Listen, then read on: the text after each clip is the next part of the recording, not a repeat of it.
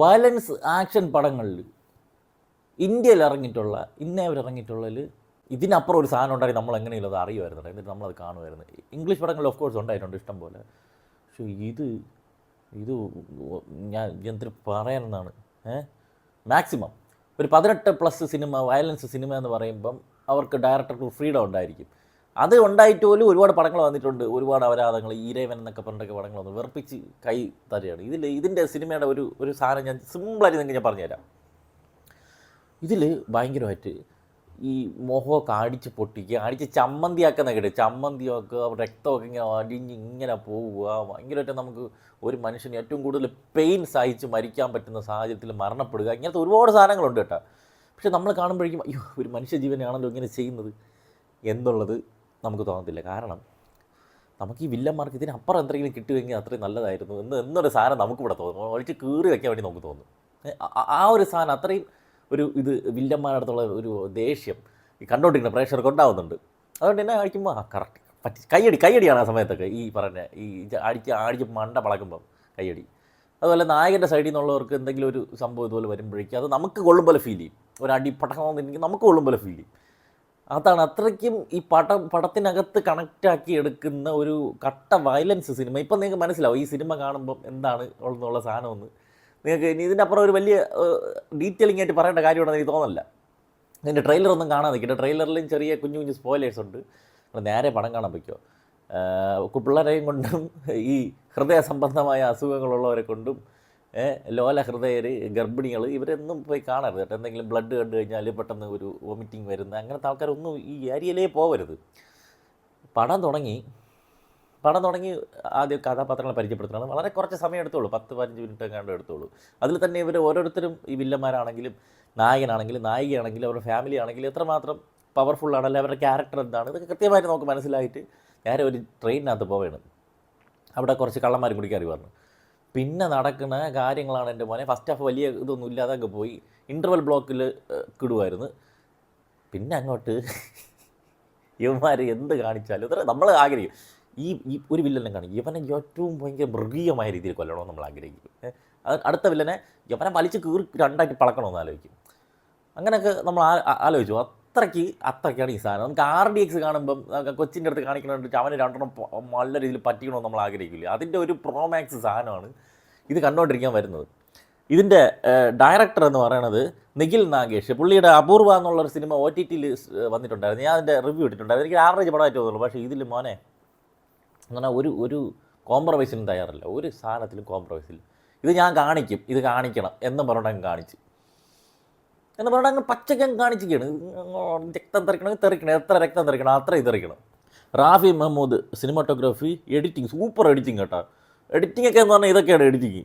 Shivakumar V പണിക്കറാണ് edit ചെയ്തിരിക്കുന്നത്. Vikram മൊൺട്രോസിൻ, ഷാവന്ത് Sachdev, Harun Gavin ഇവർ 3 പേരും ചേർന്ന് മ്യൂസിക് ചെയ്തിട്ടുണ്ട്. എല്ലാ ടെക്നിക്കൽ ഡിപ്പാർട്ട്മെൻറ്റൊക്കെ വേറെ level. Art, makeup also. Makeup നമുക്കത് ഒരു കോമഡി ആയിട്ട് തോന്നില്ല. ഒരിടത്ത് ഒരു സീനിൽ പോലും ഇത് കോമഡിയാണ്, മറ്റേ ഡമ്മി വെച്ചിരിക്കുന്നതാണ് എന്നൊന്നും നമുക്ക് തോന്നില്ല. ഭയങ്കര ഒറിജിനാലിറ്റിയാണ് ഇത് ചെയ്തു വെച്ചിരിക്കുന്നത്. ലക്ഷ്യ എന്നൊരു പയ്യനാണ് നായകൻ. അമൃത് എന്നൊരു കഥാപാത്രമാണ് ചെയ്തിരിക്കുന്നത്. അങ്ങനെ ആദ്യം കണ്ടപ്പോൾ ഇതൊരു അമൽ ബേബി, അവൻ എന്താ ചെയ്യാമെന്ന് ആലോചിച്ചിട്ട് പിന്നെ കുറച്ച് കഴിഞ്ഞപ്പോഴേക്കും അതങ്ങ് നമ്മളെ അഭിപ്രായത്തിനാണ് അവൻ തന്നെ അങ്ങ് മാറ്റി. അവൻ പൊളിയായിട്ട് അഭിനയിച്ചിട്ടുണ്ട്. അവൻ്റെ ഒരു സ്വാഗാണെങ്കിലും ഫിസിക്കാണെങ്കിലും ഇമോഷണൽ സൈഡ് അവൻ ചെയ്യണമെങ്കിൽ നല്ല പക്കയായിട്ട് അവൻ ചെയ്തിട്ടുണ്ടായിരുന്നു. ഈ അടി പറഞ്ഞ സമയത്ത് ഈ അമൂൽ ഫേസ് ഒന്നും ഇല്ല അവന്. അതുപോലെ രാഘവ് ജുവൽ, പുള്ളി ഈ ഡാൻസറാണ്, സിനിമയിൽ വന്നതാണ്. ഇത്രയേ ഉള്ളൂ കേട്ടോ. പക്ഷേ അവൻ കാണിക്കണ പോരെന്ന് പറഞ്ഞു കഴിഞ്ഞാൽ അവനും പൊളിയായിട്ട് ചെയ്തിട്ടുണ്ട്. വില്ലൻ അത്രത്തോളം പവർഫുൾ ആകുമ്പോൾ നമുക്ക് അത്രത്തോളം കാണാനൊരു ഇൻട്രസ്റ്റ് വരും. ഇവൻ ആൾ സ്ലിമ്മാണ് എന്നുള്ളതിൽ അവൻ്റെ ചോറി സ്വഭാവമൊക്കെ വെച്ചിട്ട് പറ്റിക്കണം.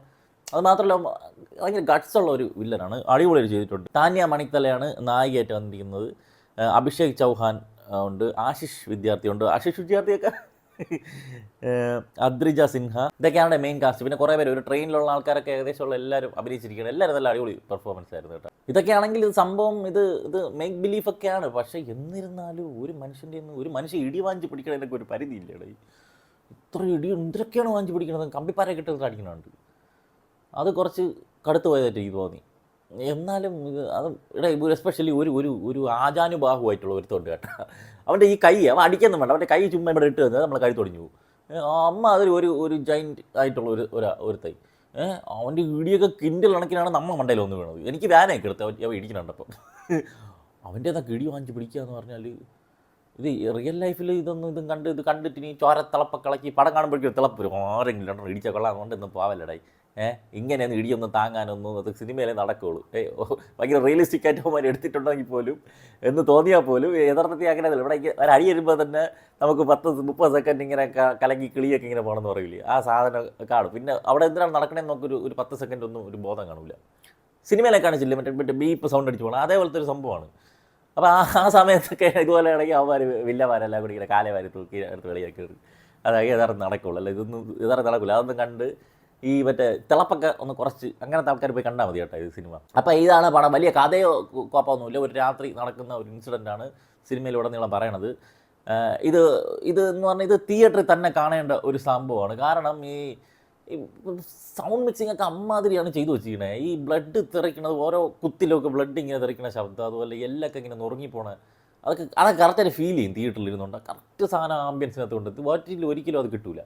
OTT കിട്ടാതെ ഇത് കഥയും മറ്റതൊക്കെ നോക്കി അത് ക്രിഞ്ചെന്ന് പറഞ്ഞുകൊണ്ടിരുന്നിട്ട് വലിച്ചു കീറി വയ്ക്കുമ്പോൾ പറയണം തിയേറ്ററിൽ പോയി കണ്ടിട്ട് നല്ല അഭിപ്രായങ്ങൾ പറയണമാരൊക്കെ മണ്ടന്മാരാണെന്നും അവന്മാർക്ക് വിവരമില്ലെന്നൊക്കെ പറയണം.